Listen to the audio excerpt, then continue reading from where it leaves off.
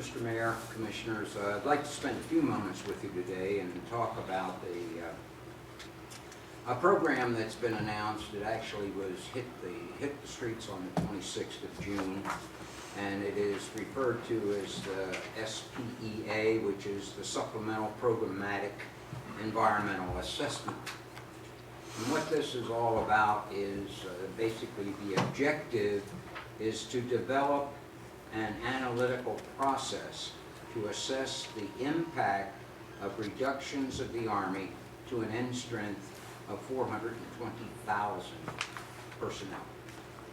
I'll give you a little background. In 2011, the Budget Control Act required that the Army reduce its strength from 520,000 soldiers down to 490,000 soldiers. That was accomplished in a number of different ways. There were some force structure changes. People were brought in out of Europe and units disbanded, things of that nature. In our garrison in 2012, we took our garrison strength down by 120 personnel.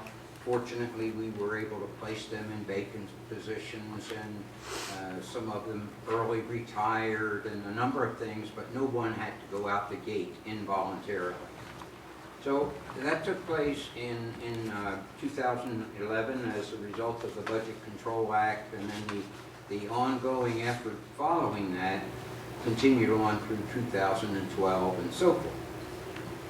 The way they went about preparing for that cut from 520,000 to 490,000, they did what they called a NEPA analysis. And in our terms, that is the National Environmental Protection Act.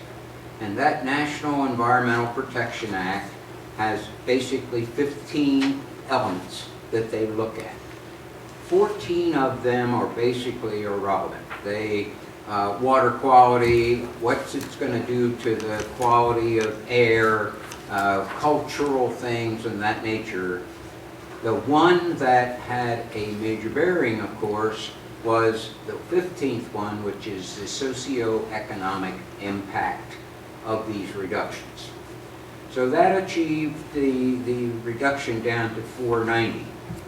And now I'll move you forward into the SPEA, and that is a follow-on to that NEPA study that took place back in 11. Those numbers are no longer valid. They have no bearing now, so they have gone into another part of the analysis, and it's a supplemental. And really the only difference between the two is that the public comment period under the NEPA, that's the one that took place in 11, was 30 days. The one that takes place now that they're working on has a public comment period of 60 days. And that particular period of comment began on the 25th of June. As a result then, there's 60 days out there that there can be comment made by the public or by city officials, county officials, and so forth. And our purpose today is to simply try to give you some understanding of what this process is all about and the other parts of it. The reduction is basically going to be put in place if sequestration is not changed before 2016. The sequestration process will mean then that the Army will lose additional funds, and that will precipitate the loss or the need to reduce the force structure by another 70,000 people. So they do the SEPA or the SPEA with the 60-day comment period, and they will go through these factors.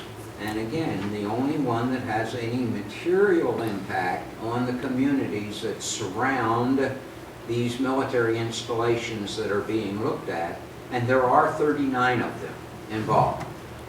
Our number is the potential for the loss of 2,500 people from the workforce at Fort Leavenworth. 1,750 military, 750 civilians. By contrast, if I were to go to Riley, which is also on the list, their cut is 16,000 people. Now those cuts can be achieved in a number of different ways. You can cut out a brigade combat team. You can cut out some force structure, cut soldiers out and reduce the number of fighting units, but you can only go so far with that. So the other part, in addition to doing this programmatic environmental assessment, is the Army will do another study coupled with this that's a part of what they call the Army Values Study. And in that particular piece, they will look at the missions of all of these installations and use that as another part of the assessment. So let me, how would that impact us? I took a cut at the 1,750 military, and if you look at the military salaries involved with the 1,750 people, we're basically bringing the force down of now that in September of 2013, there were 3,906 military on our books. And if you bring it down by 1,750, the dollar impact of that is basically, and I lost the number here, it's about $146 million. And I'll find $147.2 million that would come out of the economy here in the Leavenworth area by the loss of those soldiers.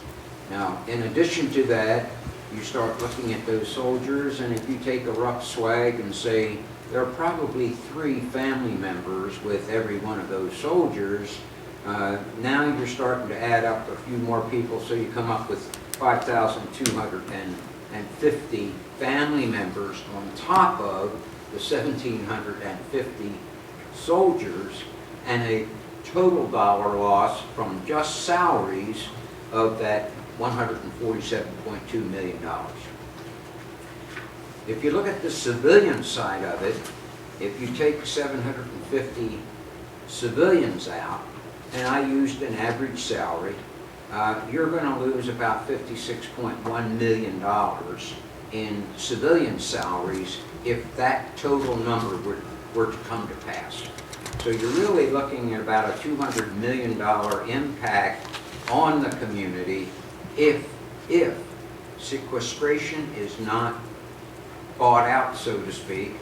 If it materializes, you're looking at the potential for that if in fact 2,500 soldiers are taken away from Fort Leavenworth. Now, the flip side of that is, and you look at the bright side of it and you start looking at the total Army values analysis, and what you find then is to take that number of military out of Fort Leavenworth, basically you're talking about roughly a third of the force. Well, you've got 1,200 military policemen guarding 2 prisons. Do you take them and close the prisons? That's a decision that somebody's going to have to make. Do you take the Command and General Staff College, that even with one class, they're still going to have roughly 1,200 students in the class, very small loss from going from 2 classes a year to 1 class a year. Do you take those people away and several hundred faculty members that teach that group? Do you take away the people that are on the staff there that write the doctrinal literature for the Army? Do you take away the people who are doing the programming for virtual wargaming that saves the Army from having to send a full division of soldiers and tanks and artillery to the field and allowing them to do the staff exercises by virtual processes? We also have a large slice of the civilian education program at Fort Leavenworth. Do you stop that All of these are a part of the decision matrix that will go into the second part of this. What will be the impact on the Army's mission, setting aside the socioeconomic impact on the community if you just look at that side of it. So that's basically what this is all about. Nothing is locked in concrete. Do we think we're going to lose that number of people? I would certainly hope not, but one does not know at this point. So the real question then is, what can be done about it? And the answer to that is fairly simple. If this body, the county commissioners, any of the other commissioners want to have comment about this particular situation, there is a mechanism in place that allows for that to be done. I spoke to Mr. John Armburst, and John works with the Governor's Military Council. He also is tied to the Manhattan Chamber, and he told me that he is going to transmit to Ms. Daly the information about addresses to where people can write and some potential talking points that people may want to use in their writing to either the environmental people or to their legislatures or whomever. And then when Ms. Daly gets that information, then my understanding it is to be hyperlinked to Mr. Miller, and it will be brought up on the city's website so that there can be complete visibility of it by folks in our city of Leavenworth. I will tell you also that I have gone out and I briefed county commissioners yesterday. I have called the Lansing city administrator and made the offer to go brief them. I have been trying to reach Mayor Offit in Platte City. Now, this information in here is constrained. The impact is only the impact on Leavenworth County. But we all know that the impact spreads far more wide than just our particular county. Mm-hmm. At the commissioner's briefing yesterday in the county, they suggested that I speak to a Mr. Bill Cole in Atchison County.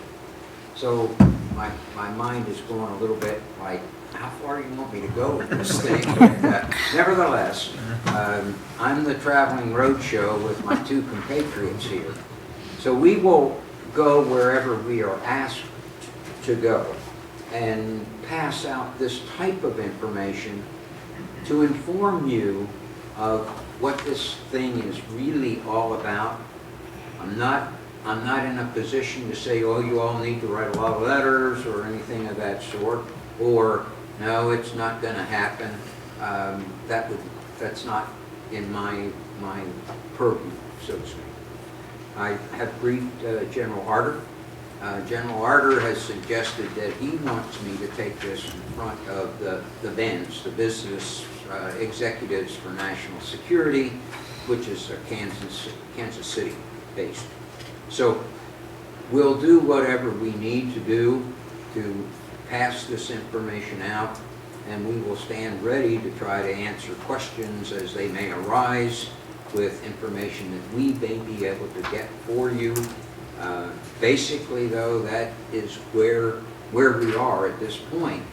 And subject to any of your questions, that's my story for this evening. Questions or comments from the commissioners? I have questions, sir. Go ahead.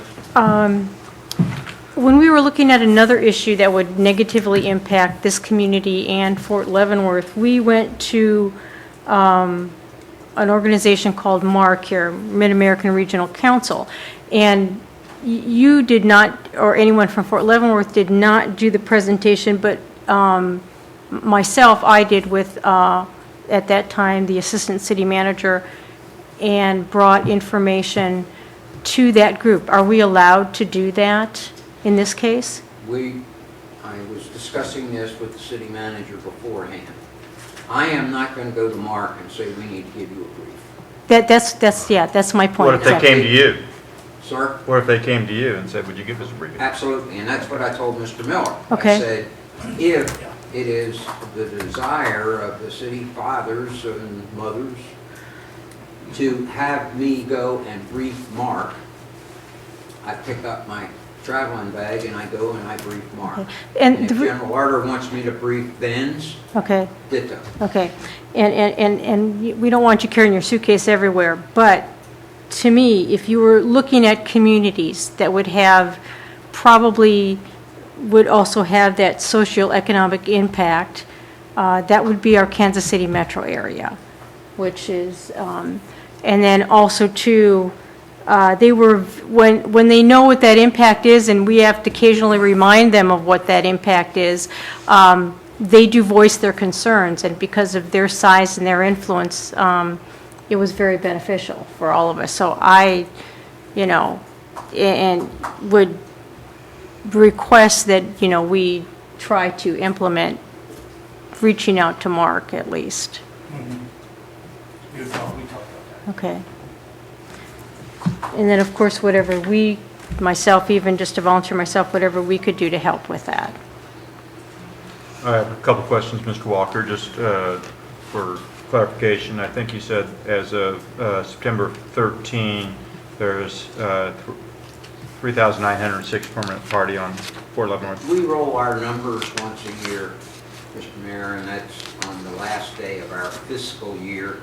And as of that date, there were 3,906 military on rolls, and there were 4,031 civilians. Okay, that was my question, because you didn't give us that number. So 4,031. 4031.